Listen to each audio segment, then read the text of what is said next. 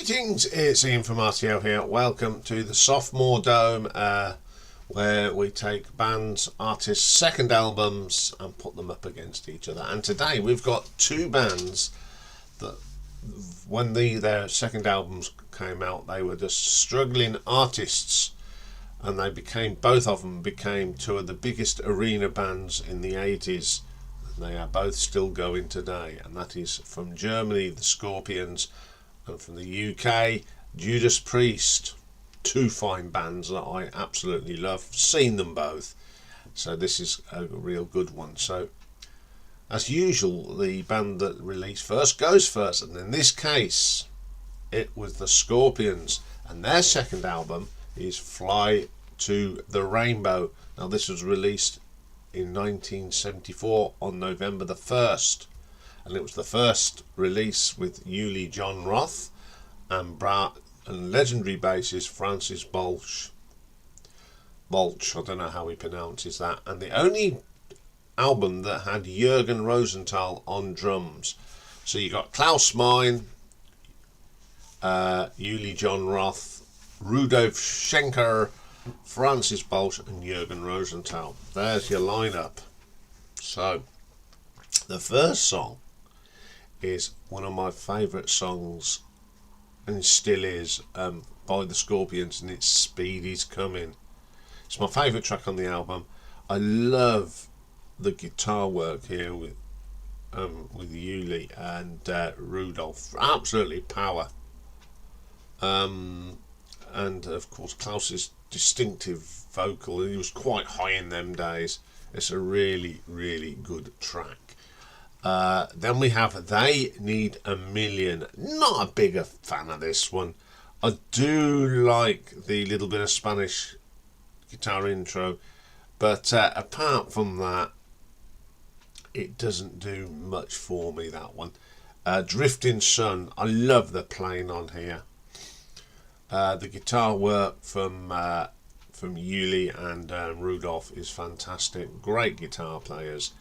And Klaus's vocal's a little strange, but it's a good song. Now, Fly People Fly is a song that Michael Schenker wrote before he left. It's a really good song. It's got a great guitar solo on it. I quite like that track. Then we get This Is My Song, another corker. There's some great interplay here between Uli and Ralph. Francis's bass line is really good on that one. It's a really, really good track. Far Away. Some nice guitar work on this. Again, I like Francis's bass line on it. He was a servant to this band. Absolutely terrific track. And then we get the title track, the Fly the Rainbow, which is the last track. It's sort of a ballady type track. It's got some lovely piece on it, and it has got some really nice drumming here from Jürgen. Excellent track to end the album. Now, there are some good tracks on this album. This is what I think. A lot of these tracks sound a lot better live when it was on that Tokyo Tapes live album. The production on this is not as crisp as it was going to become. So, and there's some very strange singing from Klaus, but I still think it's a decent album, and they were still finding their feet. So, there hasn't been much written about this, to be quite honest. I'll try to look through, but I did find some review scores. All Music gave it a 3 out of 5 stars. Tiraz Rock, whoever they are, gave it a 4.5. And the only place it charted was in Japan at number 83 on the album charts. So let's have a look at the nuts and bolts of Fly to the Rainbow. So song quality. There's some really good songs on here. Some of them are not. They were still in their early days, so I'm going to give that a 3 out of 5. Production. As I said, these songs sound better live. on the Tokyo Tapes album, without a doubt. I think the production on this is a little compressed, so I'm going to give that a 3 as well. Reception, it sort of has got lost. It's a shame, really, because, you know, everyone has to start everywhere. So I shall give that one a 3. Cover design is a bit bizarre. I mean, the only thing I said about Flying to the Rainbow is sort of the where the light everything is. I mean, who's this guy on? Looks like propelled roller skates. I don't know if they're circular saws. I don't know. It's a real bizarre cover, so I'm only going to give that a 2. I've never liked that cover. So for Fly to the Rainbow by the Scorpions, gives us a total of 11 out of 20. Okay, let's move on to Judas Priest and their second album, Wings of Destiny, that came out on the 23rd of March 1976. It was considered the first sort of heavy metal album from them, different from their rock and roll album, and it was the only album that featured drummer Alan Moore. So the lineup is Mr. Rob Halford, KK, Downing, Glenn Tipton and Ian Hill. So this one opens up with an absolute classic, and still is a classic from Judas Priest, Victim of Changes. There is some great riffs on this. The guitar work from Glenn and KK is outstanding, and you've got Rob's wonderful vocals, and the drumming here from Alan Moore is really good. It's an absolute classic. Second track, again, it's a bit of a classic. The Ripper, that double guitar from Glenn and KK at the beginning, lots of screaming from Rob. It's a brilliant track. I always like that.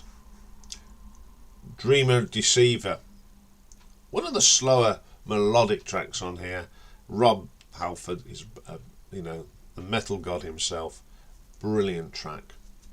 Deceiver, another great track, one of their early tracks. It's thumping, it's great riffs, and Ian Hill's bass line thunders along in this one. It's a really good track. Then we have this little thing called Prelude. A bit of piano, not the sort of thing I'd expect on a Judas Priest album. Up comes Tyrant Now, another of my favourite tracks on this album. This is the start of the real awesome heavy metal days.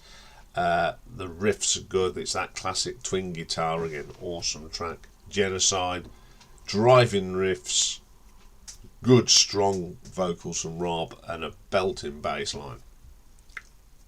Epitaph. Now, I'm not a fan of this.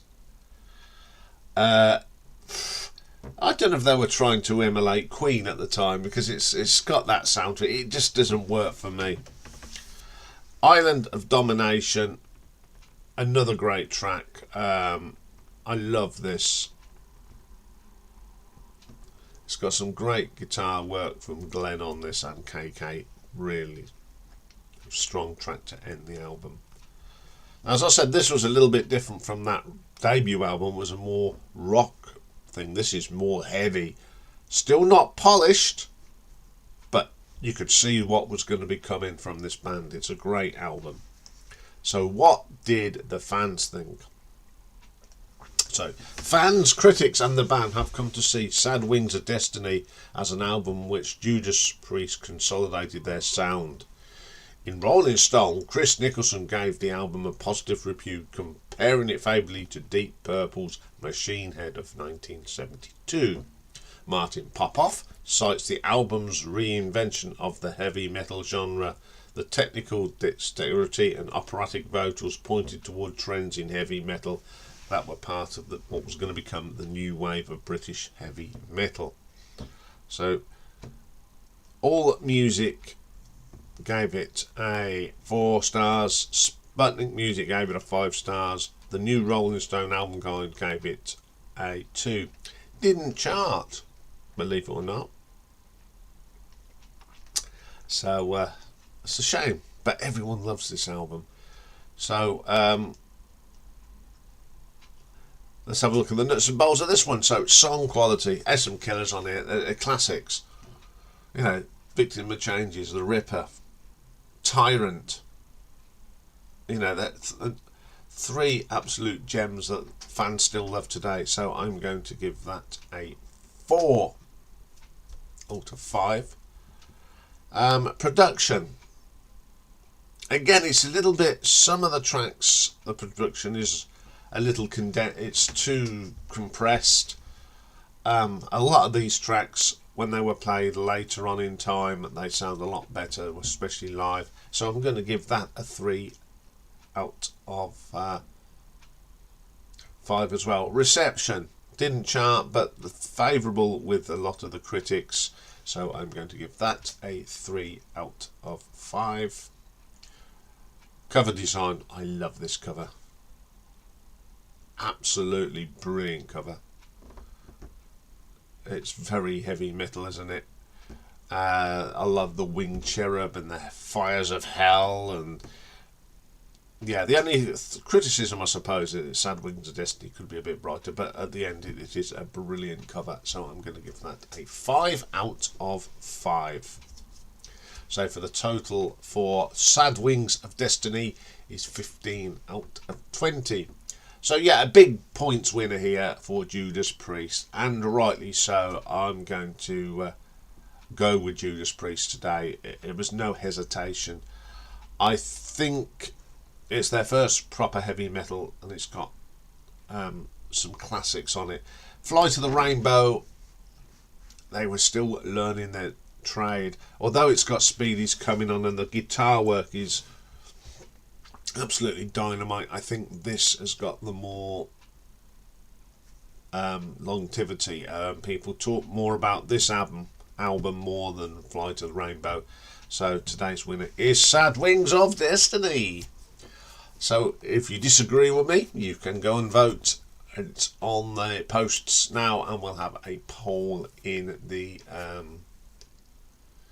live stream tonight. Okay, coming up next, it's Pick a Mix, and this week it's Painting by Numbers, where it's a posh name for album cover ranking. And we're going to look at the crazy world of Duran Duran today. So join me for that. Bye for now.